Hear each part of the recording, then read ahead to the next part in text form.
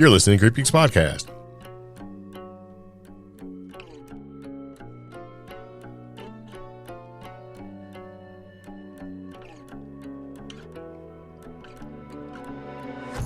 So it begins again. Welcome to the CreepGeeks Podcast, Season 6, Episode 241. Ghost and paranormal news stories that aren't April Fools. Yeah.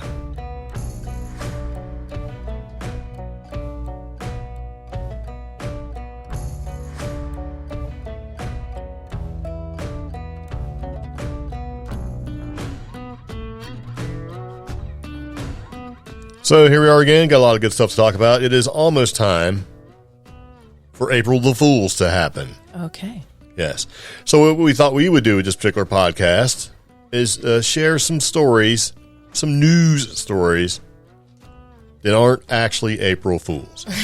But they probably should be. I'm Greg. I'm Omi. And we're going to get to this. What are you going to say? I was just going to say that they sound like they'd be April Fools. Yeah. This is the time of year, for a while when you're doing the podcast, right off the holidays, things get a little dead and you start seeing stuff. But then starts, springtime, right? Things start to happen and start showing up. And then the general dipshittery occurs. Okay. And it just seems like with this new awakening of the new year and in the seasons and all this other stuff, just weird stuff starts to happen. A lot of it's kind of funny. Yeah. And for a while there, we used to do a segment called Florida Man or New Mexico Woman, I think it was. Albuquerque Woman? Albuquerque Woman versus Florida Man. Yeah, that's what it was. And we thought that was, great fun. But some people did not. Some people were a little offended. Yeah. So. Now, who those people were, I don't know. And I don't really care. We just stopped doing it. Because we shifted more towards, talking about some other things. And so anyway, it was a thing. We might bring it back. So if you have been listening to the podcast for any length of time and remember those people or that segment that goes along with it and you'd like to have it come back, shoot us, let us know. There's a couple different ways you can get a hold of us if you'd like to interact with the show. Yeah. One's a phone number. That phone number is going to be 575-208-4025. Yeah. Or you can hit us up on our Facebook group. It's pretty easy to find. It's called CreepGeeks. Or our website, creepgeek.com. CreepGeeks.com. Forgot the S. The S means it's plural. Right? Yeah. So, I have a couple ways to do that. So, anyway, we're going to roll into the podcast. But first, we'd like to thank our Patreon patrons for supporting us and making this podcast episode actually happen. Yeah. Yeah. So, here we go. All right. So, let's do this. We'd like to go and do a paranormal term of the day or a Fortean term of the day. Usually that relates to what we're going to talk about in the podcast. And this is something you found. Yeah, because I didn't know their original name. Because you called them one thing, and I called them another thing. And it turns out their actual name is squirmleys. Squirmleys are the woolly wacky worms. Are they squirmleys or squirmels? I say squirmleys. Let's see. Yes. What did you call them, though? Because, when you called them... Like magic worm or something like that? Yeah, okay. You were calling them magic worm, and I was calling them wacky woolly worms. Yeah, that's what I remember, man. It's a little soft, fuzzy sort of worm toy that came with a piece of monofilament string, otherwise known as fishing line, and you could make it wiggle, and it had eyes on it. And see, when I had them growing up, they were actually on a little fishing pole. Because I guess they didn't trust you to go out and stick them on a stick or something. Well, they got smart, and they started putting things like that on a fishing pole and the string and stuff for cat toys. But, they also have other names, too. So if you don't know them as squirmels or squirmleys, snoots, magic twisty worm, worm on a string. Yeah. And then they were eventually rebranded as dragon tails. I'm like, okay. But in late 2019, squirmleys rose in popularity as an internet meme under the name of Worm on a String. Okay. So these were the little fluffy, worm-shaped toys. They had googly eyes, fluffy bodies, extended noses, and, bright colors. Basically, it was like a limp pipe It's like a cleaner. piece. Yeah, it's like a fuzzy pipe cleaner, soft, fuzzy pipe cleaner on a string. It costs probably about exactly 2.5 cents to make. You know what I mean? These were right next to the little chemical bubble things where you had this weird sort of like, metal tube, and you squeezed out this plasticine looking paste, and you stuck a plastic tube in it and you blew bubbles. Yeah, they look like little mini things of toothpaste. Yeah, and you could like blow the bubbles, and we had all sorts of dangerous toys in the 70s that sort of carried their way on through. I don't think you can get that stuff anymore. And then they got phased out into the 80s. Yeah. And everybody thinks that a lot of them don't exist anymore. But I saw the little plasticine balloons, like toys, at like Dollar General. Wow. So coming back. Yeah. When you were a kid, when you got really stressed out, you could basically smoke a bubblegum cigarette. Kind of take it easy for a minute, You right? can still enjoy the nasty chalk flavored cigarette toys, like candies, at like retro candy stores. Yeah, I think it tastes good because they taste like the lick'em sticks things. You ever seen those where basically you're just dipping this sort of hard stick into Kool-Aid? Yes, but those taste better than the or candy. Pixie Sticks juice or stuff. They taste better than the candy cigarettes, in my opinion. It depends. Depends where you grew up. Anyways, if you were rich, you probably went with the woolly worm. Actually harkens to, or is going to be similar to what we talk about later on in the episode. Yeah. Yeah. Very nice. I will say that one time I was a little kid and I went to the store. It was called Ben Franklin. It's a 5 and dime store. Ben Franklin in basically in Virginia, right? Mm-hmm. And there was some gum I wanted to get, and it had a gold miner on it. It came in a little pouch, right? Like the old school gold miner with the hillbilly hat and the pickaxe and stuff, like a miner 49er. Yeah. And you had this yellow gum in it. It had like a hard shell, and it was like gold nuggets. Mm-hmm. And when I was a little kid, I bought one of these. I grabbed one of these. I took it up to the front, and I put my money up there. And this was a time where I thought that 99 cents actually made $1. Mm-hmm. When it doesn't, 100 equals $1, right? I don't know what. So anyway, I gave it to the lady. She took my money, and off I went. Mm-hmm. And and this is the time where you could just go to the store by yourself. You just told your mom you're going to the store, right? 7, get on your bicycle, take off, right? Mm-hmm. Well, I got to where I wanted to be, and I opened it up, and it had like what looked to be not yellow golden nuggets, but rocks. And I'm like, what? This can't be. Where's my yellow gum? So, just to make sure, I tasted one. Mm-hmm. And you know what it was? What? A rock. So I brought it back. I am incensed. I am a customer. I have made a purchase in good faith, and I wrote back and said, this has rocks in it. Uh-huh. And she's thinking the same thing. And, me not thinking anymore towards what happened, I'm thinking, I'm going to get this issue resolved, right? Because I am a customer. I had money. And she's like, well, I can't do anything for you, baby, because chances are you took the gum and you put rocks in there. Because somebody obviously did that, right? Yeah. I'm like, how dare you, right? I'm like, no, I did not. I am incensed. Yeah, I'm like, I did not, And she eventually just figured that I wasn't lying. Okay. And said, okay, we'll bring another one over here. Let's take a look at it. And we looked at it, and it also had rocks in it. And I'm like, I don't want these if they have rocks in them, right? Because it didn't occur to me that some nefarious bastard has gone out there and placed these little river rock things in this bag, right? Yes. And so she went over and checked them, and there was like four of these things, the bags in the front, because they came in a little burlap bag, right? Yeah. They all had freaking rocks in them. So somebody took the time to replace the gum. It was a great heist. It was a heist. It was a heist. Yeah. Okay. They came in there, and they're obviously kids, right? I mean, who cares, right? About nugget gum. Mm-hmm. And I didn't. You know what? I was done after that. I didn't have a little bag of nugget gum for 30 years, 40 years even. 40 plus years. Yeah. And then you bought me a bag of gold nugget gum, and I immediately had all those terrible feelings of just being destroyed. Re-triggered. Yeah. I was totally triggered again. It's like, you got to be kidding me, man. Here it is again. It's going to be rocks, and if it's rocks, I can do something about it because I'm a full-grown man. Mm-hmm. And what was it? It was gum. What kind? It was garbage gum. I don't know. It was yellow. I thought it would taste, I don't know. I don't ever remember it tasting like banana, but I never really had them in the first place. All that was the stupid rocks. It's supposed to be like tropical banana. Well, it tasted more like tropical trash. Mm-hmm.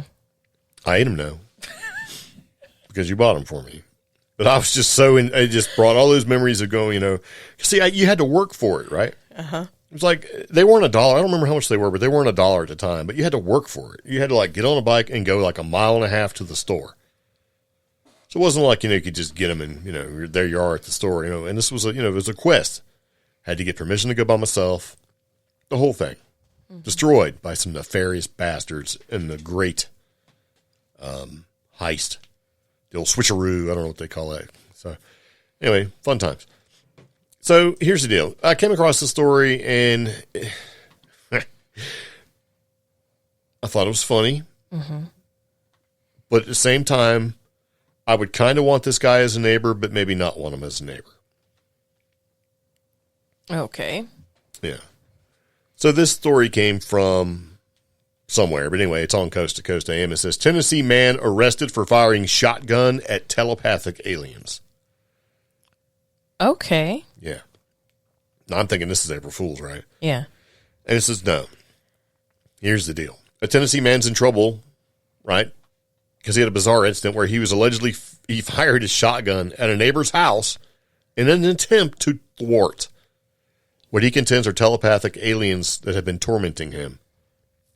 Right? And so this strange case, it occurred on Sunday, and this is and it doesn't matter when, right? In the community of Rogersville. Cops received a call about a man shooting a gun in a residential neighborhood. When Dustin Winter, a deputy with the Hawkins County Sheriff's Office, arrived on scene, he encountered a man named Jamie Lee McGuire, who shared his fantastic story. Mm-hmm. So here's according to the arrest report later on. All right, the man explained that aliens have been relentlessly attacking him via telepathic communication. The unwanted intrusion in his life has apparently reached a crescendo on Sunday, and the deputy recalled it, said, McGuire said he saw the aliens in a block storage building on the other side of his neighbor's property. And since he finally had an eye on the extraterrestrials who've been basically tearing his life asunder, McGuire subsequently ran and got a shotgun and began shooting at the aliens. Mm-hmm. Presumably in the hopes of putting an end to the mental harassment once and for all. Now, you may be thinking this guy's a drunk, right? Or maybe a mathematician or something like that, right?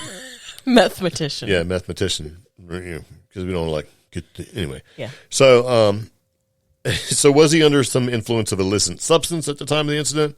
The report indicates that the man allegedly admitted to smoking some meth, right, on Saturday evening. He's like, have you had anything to drink? No, I smoked some meth yesterday. Oh, you're good then, right? So, and in the course of conversation between a would-be alien hunter and the deputy, says the suspect spontaneously told me that he smokes meth because it makes him feel better, and it helps to block the telepathic communication from aliens. Oh. Yeah. Trading one for another, I guess. While it's uncertain whether or not McGuire's misguided attempt to take down the telepathic aliens were any good, it did lead to his arrest. And I believe he's going to get charged with reckless endangerment. But, okay, so let's put the bad stuff aside. Being a mathematician and aliens are yelling in his head. Mm-hmm. You think he's probably going to be one of the guys going to look out for you. Okay. He's like, hey, you got aliens breaking into the block storage. They've been making fun of me and, yelling at me for a while. I'm taking them out. And I'm like, all right, man, you just got to leave. That's what you do. But go for it. I'm sorry, no. I would instantly have concerns that there might be some emotional or mental health issues, concerns. Possibly. But here's the thing. What if, though? What if something really has been tormenting him? Like, what if he really has a problem and he's really trying to fix it? So how long has old Jamie Lee been a mathematician because of these voices? Or did these voices start before all that? Like, I just kind of want to know. If he was like, I've been attacked by aliens in my head, and he had no history, no family history or anything like that, and enough time had passed, you'd probably try anything to get him out of your head. And that would be interesting, like if we could figure that out.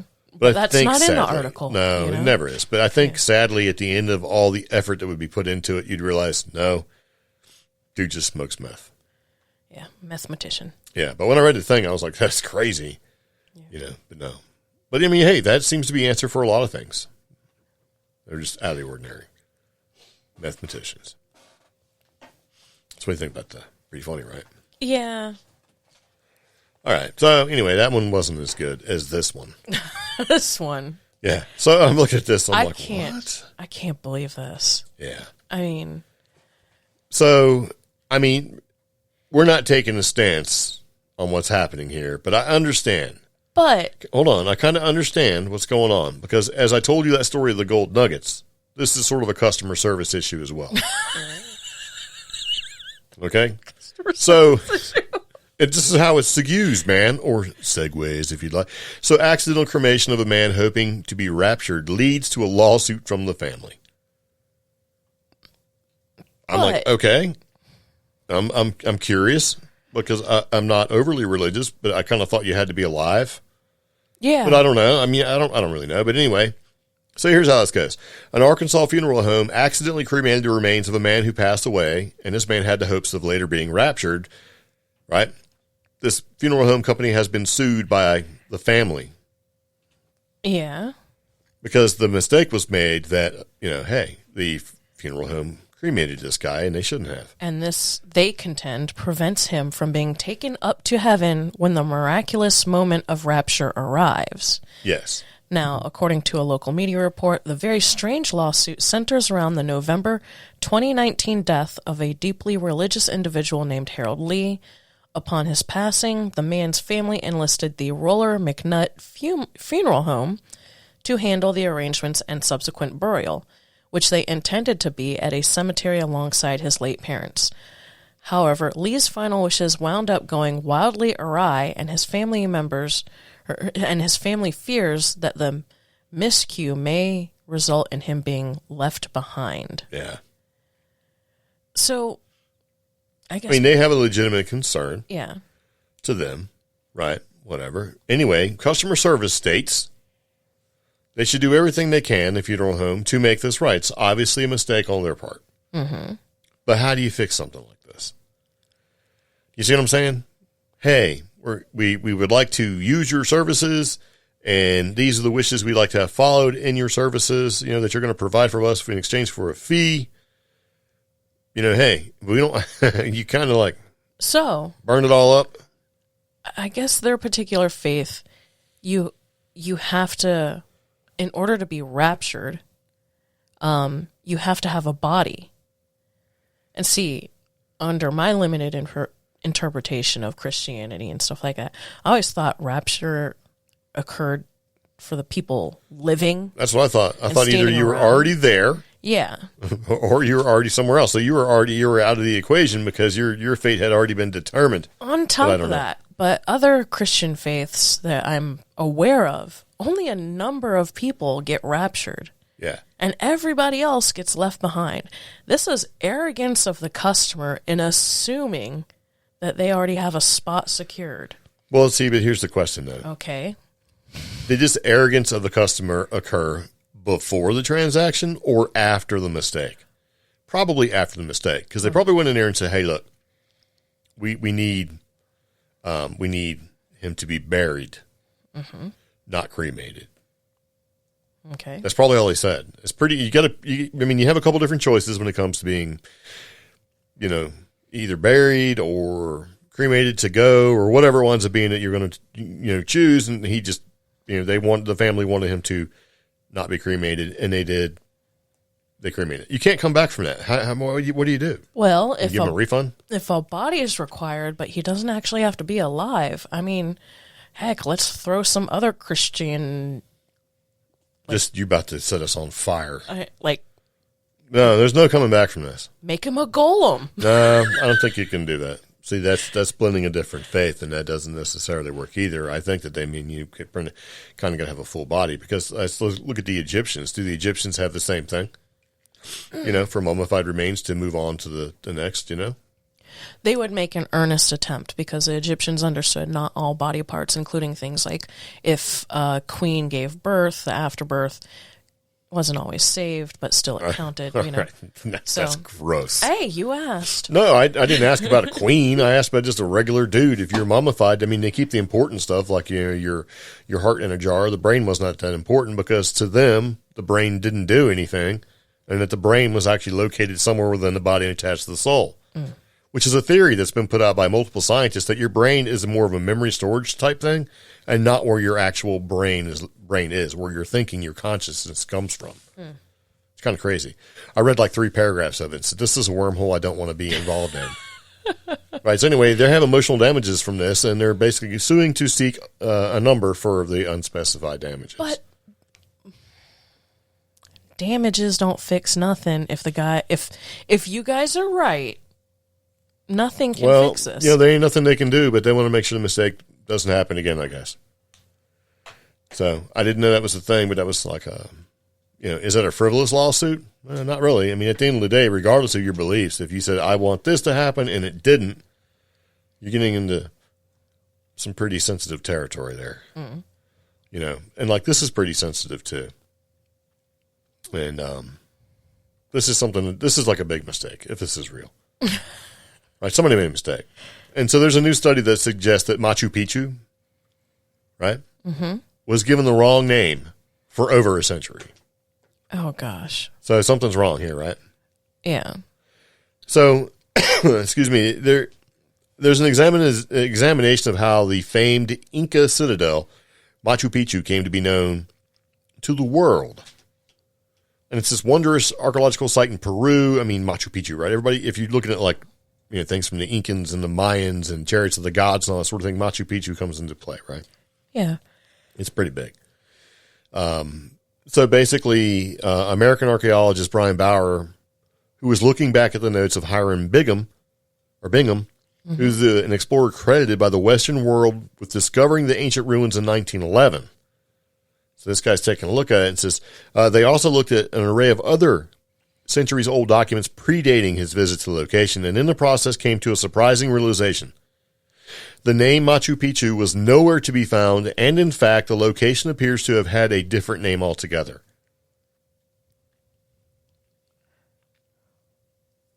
Oh. So I read this, and I'm like, is this... I'm trying to, like, read... Yeah, is this like... Then what is this? Then where is Machu Picchu? Or did they just call it by the wrong name?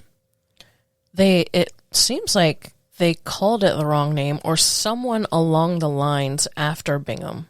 So if it's not Machu Picchu, they say it's more likely Huayna Picchu. Yeah. And to that end, they were able to show that an atlas created 7 years before Bingham actually arrived at the site had labeled the newly discovered name. In addition, they uncovered accounts, whereas the explorer specifically told about some fantastic ruins called Huayna Picchu, which led him to go and search for the spot. However, when they arrived in the area, Bingham suspected he'd found a different ancient site and dubbed it Machu Picchu. Oh, God. So Machu Picchu is not Machu Picchu. So if Machu Picchu is not Machu Picchu, and it's just some site, is this the same site, or is this site not nearly as good as Huayna Picchu? So people who have gone looking for like treasures and weird stuff and all the stuff that goes with the allure and the legend of Machu Picchu, they're in the wrong spot. So maybe the good stuff is in Huayna Picchu.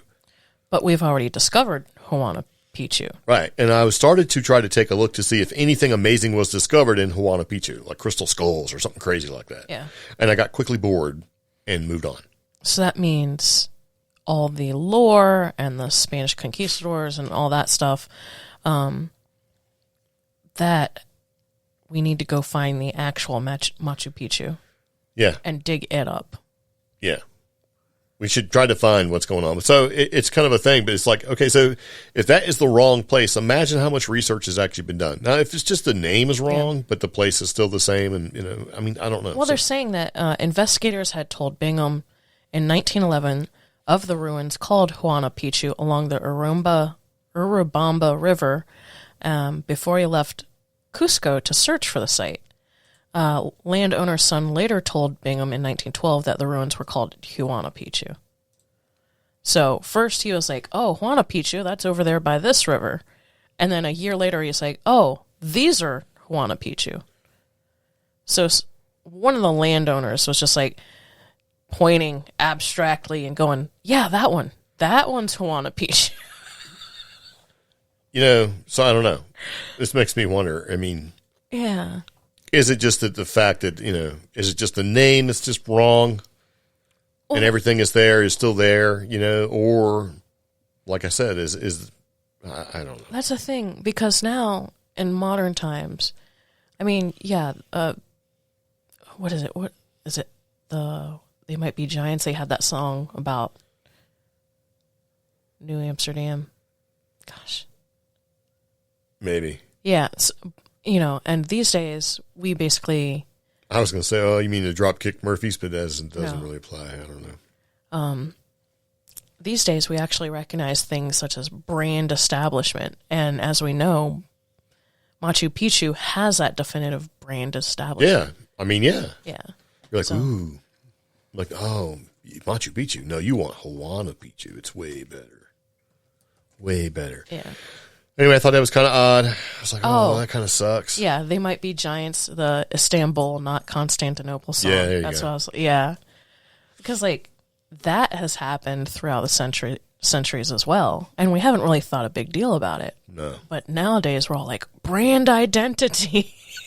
Like, hey, you've harmed my brand by mislabeling me. But if you think about it, like you were saying, the whole like what treasures have we not discovered? Is everything on Ancient Aliens slightly off because we have the wrong sacred site? I mean, know? if you look at things like, you know, the number system, which really goes 0 to 9, not 1 through 10, you know, all these sort of like missteps and, you know, I don't want to say abnormalities, but, you know, inaccuracies that occur. You know, like look at the Ethiopian calendar. They're like 4 years behind what we consider to be 2021. They're in 2018 because they use different calendars. So it's just like all these inaccuracies and stuff. Yeah. And it just makes me wonder what's what, right? Because if you look at some of these and you stand on the idea that, you know, 2012 was the end of the Mayan calendar and the end of the world, but it didn't occur. You know, well, if you're using the wrong calendar, bro, either it already happened or it didn't. You see what I'm saying? It's like, what's the actual deal? Because you could turn around and take these and run with conspiracies and everything that goes along with that and take it as far as you can. But if it's predicated off an inaccuracy, then it doesn't really apply. Yeah. That's the problem with when you talk like conspiracies is conspiracies are taking some wild thing and making the facts fit that conspiracy and saying, see, look what happened here. And speaking of hairy snake, I'm like, this is crazy, right? So, you know, I like weird cryptid type stuff. And I also like cryptid type stuff that just may be real. Because then I think it adds more to the idea of a cryptid. You know, there's some outlandish cryptids out there that, you know, humanistically or naturalistically, it doesn't fit. So the odds of it being something fantastical is just that. It's just fantastical, right? I like the idea of cryptids that, you know, can possibly be proven. Like a Thunderbird. I've used this many times in podcasts over the years that we've done this. A Thunderbird, effectively not a rock, which is like a, you know, a pterodactyl, right? But a rock. If you take that out of the equation, look at a Thunderbird as being a giant bird. The odds that there could be a giant bird or a like species of birds or whatever, I think it's more possible because it's just a big bird.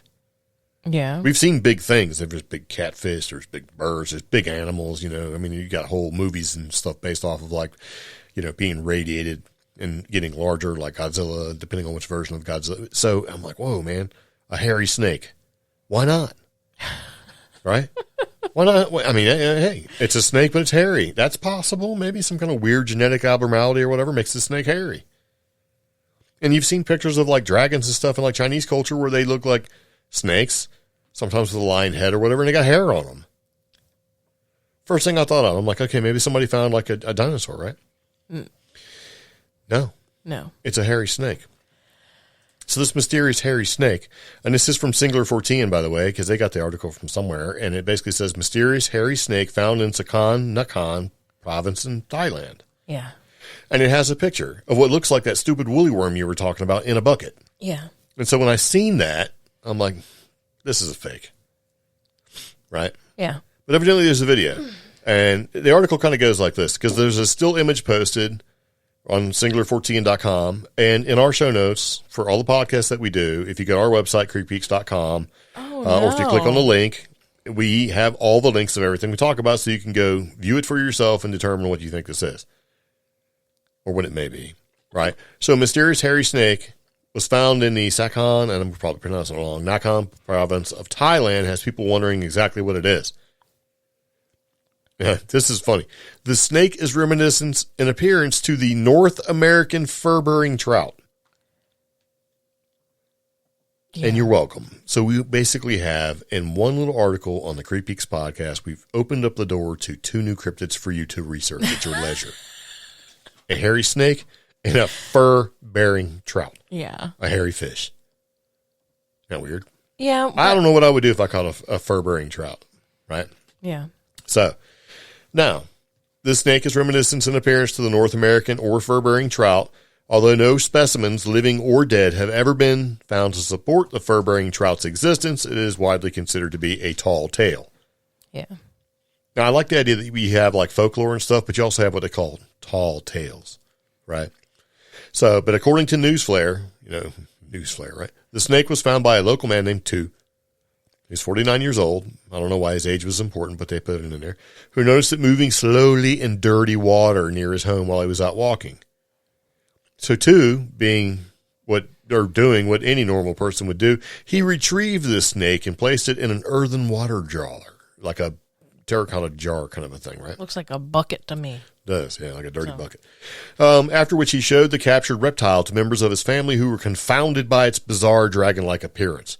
I have never seen a snake that looked like this before. My family and I thought it'd be useful to let people find out about what it is and research about it. What? Said Tu's 30-year-old niece, Warpon can't pronounce it, right? Yeah. So she took a video because he's 49, obviously didn't have cell phone. She did. So she took a video of the creature, posted to TikTok on February 26th, hoping an expert would be able to identify it. And it has a link, and I'm not going to go there because it's too hard to. So some of the locals commented that this seemingly hairy snake could be a puffed-faced water snake with moss growing from its body due to the length of time that particular animal spends in rocky crevasses and crevices and stuff, and basically in shallow swamp water. So things growing stuff off of it because it's in murky, dank water, right? Yeah. However, the Thai snake expert and science educator Nick What's-His-Face posted a video on his YouTube channel corroborating suspicions of locals and explaining that he believed the animal to be a skull snake due to the appearance of its nose, and that the moss and algae likely responsible for the snake's hairy appearance has grown into its skin, which should be shed when it molts. Huh. So this thing is in the water, and so, I mean, if you look at it, it looks like hair, but it also looks like that wavy seagrass, algae-looking junk. Seagrass. Yeah. And, oh, wow. Yeah. If you search for Thailand skull snake, within the first 4 or 5 images, the hairy snake shows up. Yeah.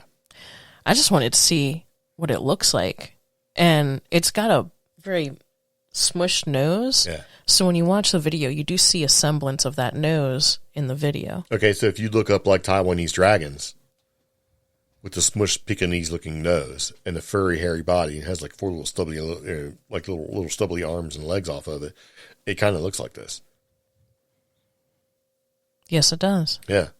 So it makes me wonder if the idea of that particular dragon was maybe some snakes, skull face. What was it called? Skull snake. Skull snake. Maybe they got full grown, and since they don't move around too much and the water's really brackish and kind of dank and full of algae and stuff, maybe that's what they've seen. It's just funny. But I mean, he's sporting a nice hairy coat, but it's got great coverage. There's no bald spots on this thing. But they are saying in the article that when the snake starts to shed, it may. May. Yeah. Yeah. So they don't really know if it's hairy or not. They're just thinking that it's algae and stuff. But what if that's what this thing grows before it busts out into a full-fledged dragon? I think. Like from Siam, back when it was Siam and now it's Thailand. I think Tu and his niece need to keep this thing as a pet for a little while and figure it out. So. Yeah. Yeah, because once you expose that sort of thing to a bunch of people, you can't just go put it back. Yeah. Because somebody's going to go get it, and at the end of the day, it's going to wind up dead, and then what good is that going to do anybody, right? Anyway, hairy snake and fur-bearing trout. We haven't really talked too much about the fur-bearing trout because it's a tall tale. Oh, wait. The Thailand venomous skull snake. Oh. Is it venomous? Undetermined. So. Oh, hey, if it's undetermined, guess who doesn't need to know? Unfortunately, when you try to search skull snake, first you have to sift through a lot of Tom Hardy or like Ed Hardy ads. Oh, yes. And then second, you just get a bunch of clickbait. So I still can't figure it out. That's what I was checking for. It was to see if it's venomous. Yeah. And hard to prove. 2 and his niece can keep it as a pet, but I can't. There's just too many search results. Well, they probably don't have the same rules for keeping poisonous stuff in Thailand that we do here. That's true. Yeah, I don't know. So, did you know that the Earth is a giant balloon? No. Yep. I did not know that or was aware of that. Well, according to phys.org, or, I'm thinking this is more of a scientific way of explaining that the Earth is a giant balloon. Ancient helium leaking from core offers clues of Earth's formation. So I'm like, this is definitely some sort of April Fool's thing, right? Mm-hmm. And so helium-3, which is a rare isotope of helium gas, is leaking out of the Earth's core.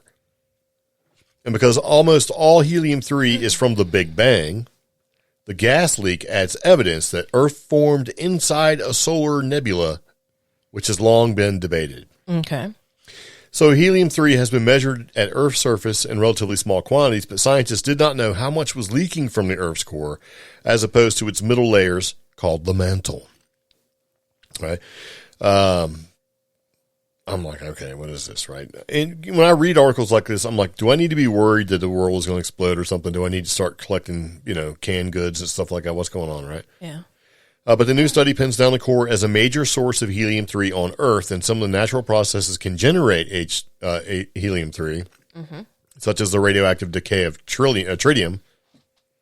Oh. But helium-3 is primarily made in nebulae, massive spinning clouds of gas and dust, like the one that gave rise to our solar system. And because helium is one of the earliest elements produced in the universe, most helium-3 can be traced back to the Big Bang. Okay. Yep. So pretty much as the planet grows, it accumulates material from its surroundings, so its composition reflects the environment and how it was formed. So to get rich concentrations of helium-3 deep in the core, Earth would have to have had formed inside a thriving solar nebula, not on fringes or in its waning phase. So this research adds further clues to the mystery surrounding Earth's formation, which gives a little additional information that the theory that we basically formed inside a giant solar nebula. So what do you think about that? Oh, well, let me tell you how much is leaking first. About 2,000 grams of helium-3 leak out of Earth every year. About enough to fill a balloon the size of your desk. Really? Yeah. I was trying to figure out how big that was. Because of the grams thing? Yeah. Because, Yeah. Well, I like the way they put it. About enough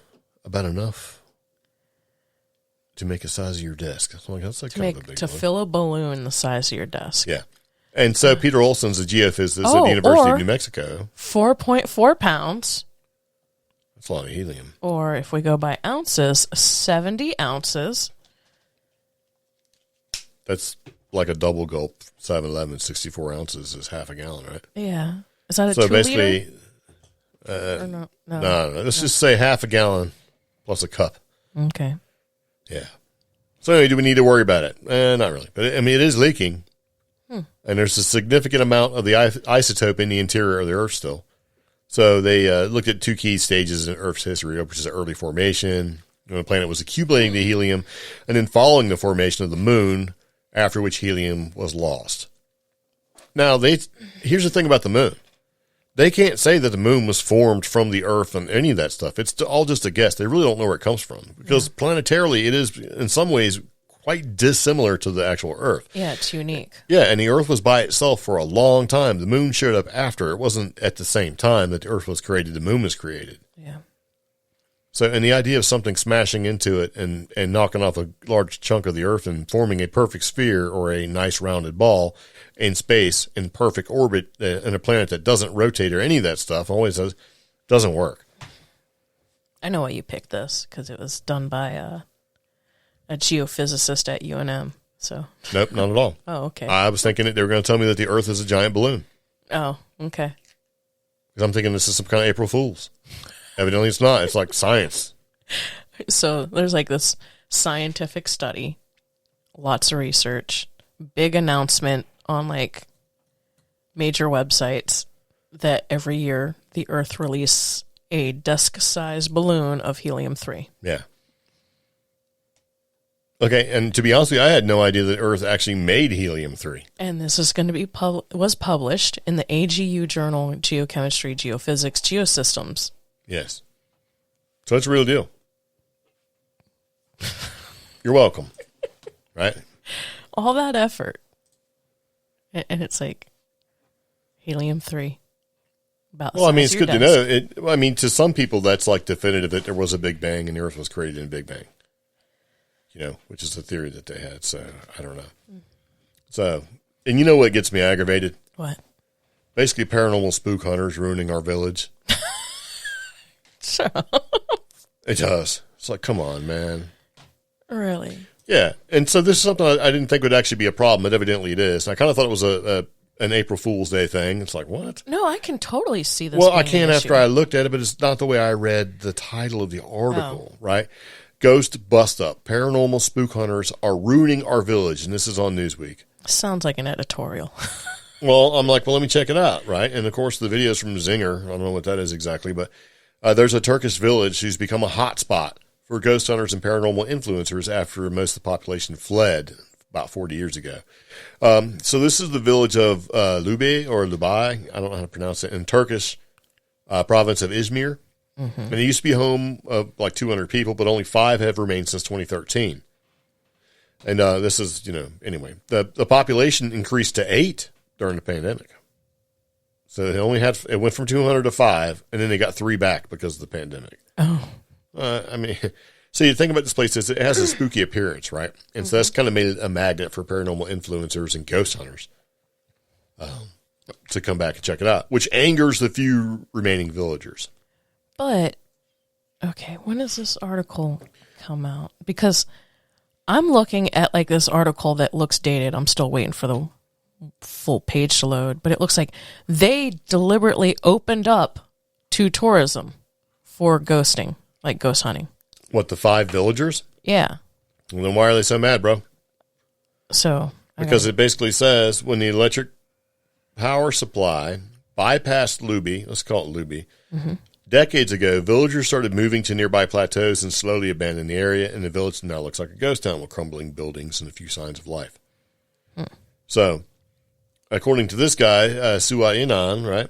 A full-time traveler discussed his experiences in the ghost town. After having a conversation with someone living in the village called Mr. Mehet, he said that 200 people had lived there at one time. Migration started, right? Yeah. But see, when it says, when asked about the village populated with ghost hunters, said, personally, I have not witnessed any paranormal events in the village, and the reason for such interest is due to the crumbling buildings, which have become more decrepit and neglected over time. Sometimes old rocks crumble and fall while people are visiting. Yeah. So I think what you were talking about is like, the Ministry of Culture and Tourism took action to preserve the village's historical structures and architecture. But due to the bay's popularity, people have put their homes up for sale at high prices and unfortunately have found buyers. Yeah. Yeah. So that's going to lead to a change in the village, cause it to basically lose its current look. So, of course, this guy, is also embarrassed about the amount of graffiti in the buildings and feels it's going to worsen over time unless the authorities take control. So, I don't know. But, they don't really say if it's haunted, right? They talk to one guy. He says, I don't really, know of anything. But when I read this and kind of glanced over it the first time, I thought about one of these paranormal caught on camera things, right? Yeah. Where it shows somebody obviously filming some ruins. And like this old lady pokes her head out and they freak out and run away. And I'm thinking, if you're one of the 5 people that live there, it's got to be kind of old, because if they see you, right, you're already living in this crumbling, decrepit area. And if it's dark and you've never been there before and you're an aspiring ghost hunter or whatever, and some crazy old lady sticks her head around the corner real quick, you're going to freak out and do the same thing. I think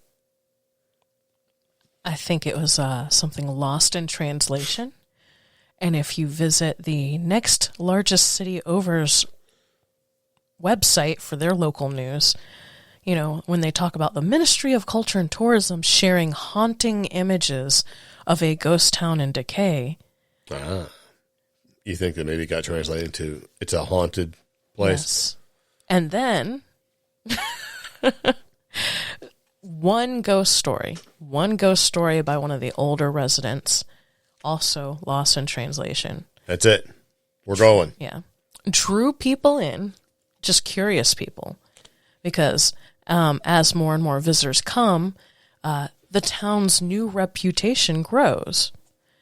On top of that, as new visitors come, they are filming more and more unflattering content about the village, and you're just perpetuating what may have been a mistranslation or a nuance lost in translation. Well, it looks like the 5 people who live there don't want it. Yes. But if you think about it, that is pretty offensive. I mean, there's only 5 people who generally have an investment, whether it's emotional or identity-wise, in this little village. And now you got, like, some TikToker who's like, I could pick up this cheap land and, like, just have evergreen content forever about ghosts. Because I'll just kick over some stones and say it's a ghost. Well, you know how it is. I mean, once cheap real estate gets on the map, people start buying it up. Yeah.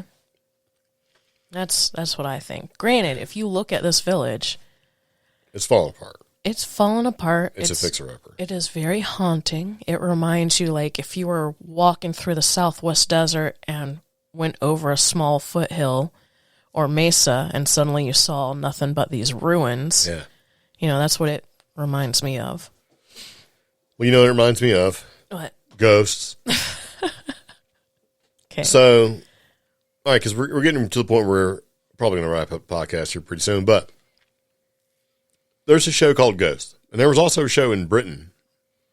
So, because that's what we do here. We take a show from that's popular in Britain, and we basically use it in the U.S. Like and The if you Office. don't, yeah, exactly, just like The Office. And if you don't care, you know, to you, it's a new show. Yeah. Right. But we've started watching the show. Basically, I think it's just called Ghosts. And it's just called Ghosts. And what it is that this lady and her husband buy a bed and breakfast, which is an old mannerly estate type thing. Somehow in the process, she fell and bumped her head, and out of a concussion can now see and speak to ghosts. That's kind of cool. Yeah, maybe. I mean, on CBS television at late night, they're all, you know, they're not scary looking ghosts, but I mean, if it's like, I can see dead people ghosts from, you know, those are, you know, you don't want that. Anyway, there's a star on the show who basically plays a Viking, and his name is Devin Chandler. Devin Chandler Long, right? So he's the Viking guy, Thor. That's his name. You're looking like I'm crazy or something, but anyway, that's the guy's name. So this thing is Ghost star Devin Chandler Long opens up about weird paranormal experiences leading to CBS sitcom. Huh. So when I read this, I'm thinking, okay, cool, man. This guy has had ghost experiences and now created this ghost sitcom. Not at all. It's not the case at all. Basically, he's an actor, right? Mm-hmm. And basically, he did an interview, and what he said is that he believes in aliens and ghosts, and he says even though he's never seen one or the other, he has experienced things during his time in college. Oh. The first house I moved into after I moved off campus was into the football player house, and there were like 5 guys packed in this crappy old rental, right? And he says, and everyone was talking about how the house was haunted. I was just like, yeah, you know, whatever.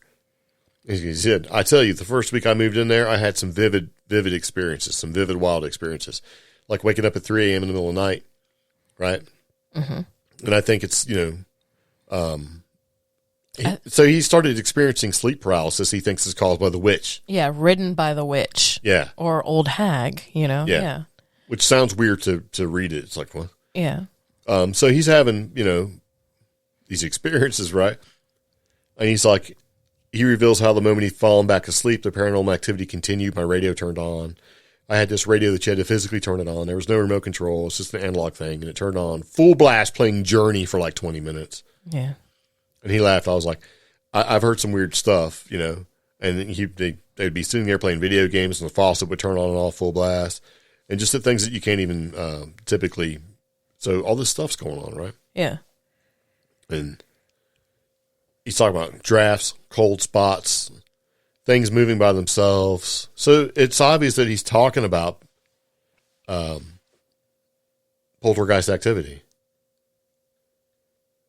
from what he's experiencing. But it's like he doesn't know enough about it to kind of put it in sort of context, because So this guy's experiencing poltergeist activity. Later on, he winds up going on a show about ghosts, and he's like, he wasn't too sure about the physics of how it actually would happen, right? But he does admit that something very peculiar happened before he got the starring role of the hit He isn't freshman. too sure about psychics. Oh, I read that as physics? Yeah. I can't read that. So, yeah, because, okay, he was experiencing the poltergeist activity as well as old hag syndrome, or old hag. But then, he knew, hey, there has to be something more going on here. And then it transitions into, he's aware of what happened to him. However, he's still a little bit skeptical. He isn't too sure about psychics. However, he had something very weird happen to him before he got the starring role on Ghosts. Admitting he had gone to see a psychic before booking the role of Thor, Long admits the entire experience is one that still has him stunned. And he's like, he was a Turkish psychic, and you drink the coffee and he reads your cards. He read my coffee, and he's like, oh, it looks like you will be booking a job. You will be playing a Viking. He said, adding how he was surprised by the reading. He's like, you'll be playing a Viking, and it'll be a picture, but it will have many people in costumes, and you will speak with an accent. And I was like, whoa. That's kind of crazy, right? Yeah. And see, he originally thought, oh, cool, I'm going to be like in Game of Thrones or something. Nope, you're standing around a bunch of other dead people from different time periods. All in this house, this lady, translates between you and the life. But the beginnings of the psychic was right, because the psychic was like, there will be many different costumes. Yeah. And if you watch Ghosts, the ghosts are from different time periods from I guess, like the existence of the land all the way through. You know. I mean, you've got like Native American, you've got a Boy Scout troop leader. Yeah. You've got a colonial dude. You got some dude from the early 2000s. Yeah, you got some yuppie looking guy. I mean, so you've got Victorian era tuberculosis patients, that have died there. So you've got a whole bunch of stuff going on. And as much as the first time I watched the show, I didn't particularly care for it. We're like 3 or 4 episodes in, or second season. It's pretty funny. So if you want to watch it, it's pretty good. Yeah. It's called Ghost. It's on CBS. I don't remember the first episode. That's the weird thing. I don't think we ever seen it. Oh, okay. But we didn't really miss much. It's kind of it's easy to pick up, right? Yeah. So, but yeah, after 2 weeks after that reading, he got the audition and he got the role. Yeah. And so I guess now he's a believer. And it just kind of makes you think, because there's a lot of people out there that don't experience anything ever until they actually have some kind of experience or brush with it, and then it seems to become more open to it. And I think that once that sort of thing happens, as a generality there, that you're more open to it, so you're more appealing to it. I've also noticed something else, though. Once people have like a very... To it being a phenomenon. Yeah. Once people have a very significant experience, though, it also makes them doubt previous situations. Right, which even makes them more marked. Yeah. But is that hyping up due to the trauma of the initial experience, or... No, I mean, you're looking at it touched? from that way. I'm looking at it from being like, now you are more appealing to the phenomenon. It's like once you've been dipped in those paranormal waters, right? And now you're a little bit more open to it or whatever. But I think now that since you've had that sort of, you still have it to make you more appealing to whatever the phenomenon is. Because if you look at like long time ghost investigators, they can go investigate haunted stuff and places like that, right? After a while, they seem to be way more in tune to it, but they also seem to have way more stuff happen to them. Yeah. So it's almost like, hey, if you get into it, you get that light shined on you. I think that it's more open and inviting for something to occur to you from the thing that's going to do it. Mm-hmm.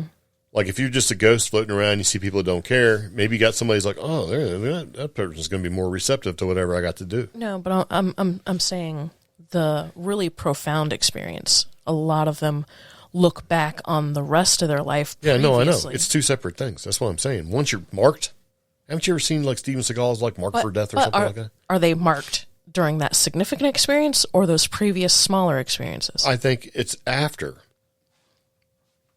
Because once you become more aware to it and you've had the experience, I think that it marks you differently. So that means somebody who doesn't acknowledge that one significant experience is never marked. And Maybe. They'll just continue having small, minuscule experiences. But they don't pay attention to it or they write it off and they don't care. So it doesn't count. But I would consider, if I'm watching that person's life or observing that person, I'd be like, you got a lot of weird stuff going on in your life. Yeah, and they'd be like, oh, whatever. No, I don't. You see?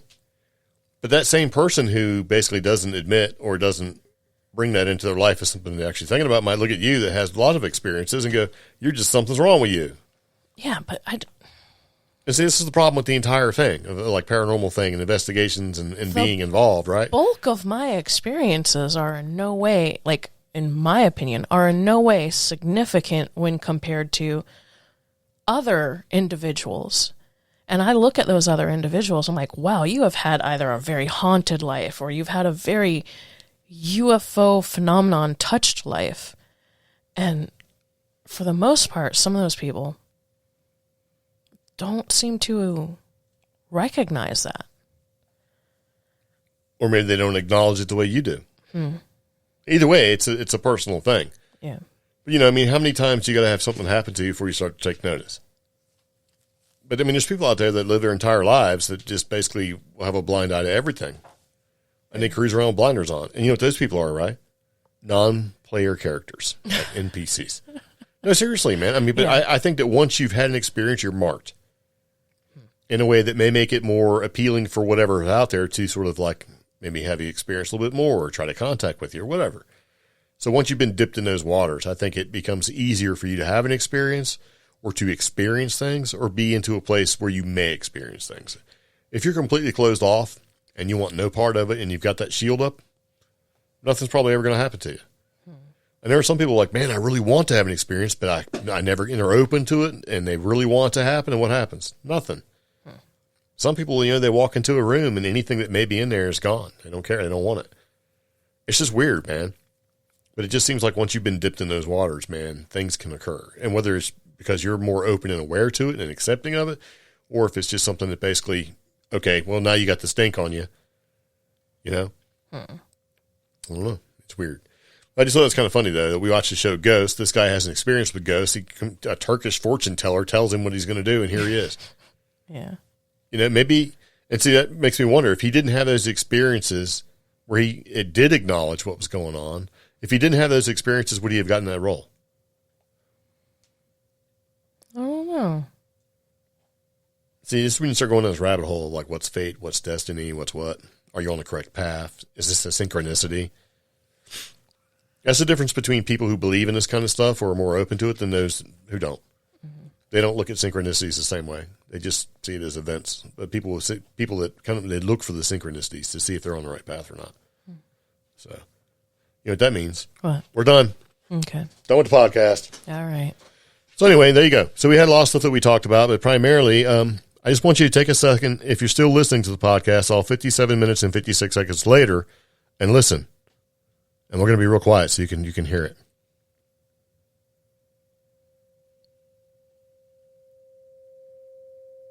You hear that? That sound. You know what that is? I'm looking at you to answer. And you're just I like, can barely hear it. That's my problem. well, it's 528 hertz. Okay. What is that? It's part of the Solveggio frequencies. Sol what? Solveggio. Solveggio. Yeah. Okay. And it's a good frequency. I'm trying to think of what it is. Is it low frequency? I can't even remember hardly. So you've got these frequencies that do different things. Right? Yeah. 417 hertz, 639 hertz, 174 hertz, 285 hertz, 396 hertz. Since we are harmonically tuned to the universe, we're affected differently by frequencies. Okay. So what's the 528 hertz? 520 hertz solfeggio frequency is the low frequency. We've been playing the love frequency since the beginning of this podcast. So hopefully it's supposed to make you feel calm, cool, collected, better about yourself, and just to give you a general, warm, overall loving feeling. No, I just want to go to sleep. So I'm not even talking to you. I'm talking to the people listening. Let me pay attention. So if that be the case, and you've experienced any of the things that I have just said, you should let us know in the podcast notes. Yeah. But anyway, the reason why I'm playing this is because we have recently gone and put up a Patreon-only podcast episode. And after a certain period of time, we would like to put some of those podcast episodes for you to listen to on the CreepGeeks podcast. And that's what's going to happen for our next podcast episode. And so with our next podcast episode, you're going to hear the episode that we did on the God note. These are frequencies in the harmonics that basically are supposed to do all sorts of neat things. What do you think about that? Cool. Yeah, it's kind of spiffy, right? Yeah. It's nice. All right, let me turn this down. Because it also relates to music as well. Yeah. Anyway, you've been listening to CreepGeeks Podcast, and this is episode 241 with ghosts and paranormal news stories that aren't April Fools. Yeah. And so we do appreciate you listening. So thank you for listening. If you have anything you want to share with us, remember, you can call that phone number and leave a voicemail message, 575-208-4025, or contact at creepgeeks.com. Check us out on Patreon. There is a link in the show notes, as well as a link to the Etsy shop where we have launched our new stickers. So if you want to get a look at those new stickers, check out the Etsy shop or check us out on Instagram. Yeah. Yeah. All right. Got anything else? All right. Very nice. Very much appreciate you listening to the podcast. This has been Season 6, Episode 241, Ghosts and Paranormal News Stories That Aren't April Fools. Tune in next time. Next time is going to be our Patreon episode where we actually talk about the God Note. Give you a little preview of what's over our Patreon. But anyway, thanks for listening. See you later. Take it easy. Bye, Sickle. Bye.